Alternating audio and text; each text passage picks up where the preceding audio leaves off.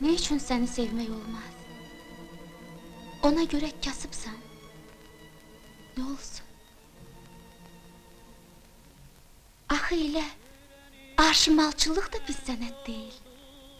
O da alır, satır, lap tacir kimi. Gülçöhre, sen burada kimle danışırsan? Sen beyim eşitmirsen. Ne?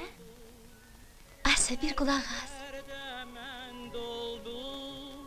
Seni gördüm ben doldum, her bir derde men doldum. Seni gördüm ben doldum, hele ben doldum, hele ben doldum, hele ben doldum. Ay, gel yat gel. Durabilmem yar sensiz, hele ben doldum, hele ben doldum, hele ben doldum dilber.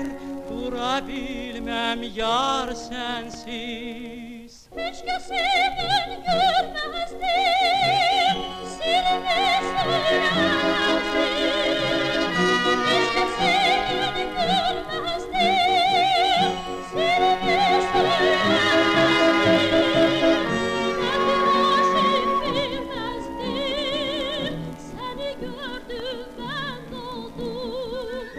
Nedir aşık bilmezdim, seni gördüm ben doldum. Hele ben doldum, hele ben doldum, hele ben doldum dilber. Vurabilmem yar sensiz. Hele ben doldum, hele ben doldum, hele ben doldum dilber.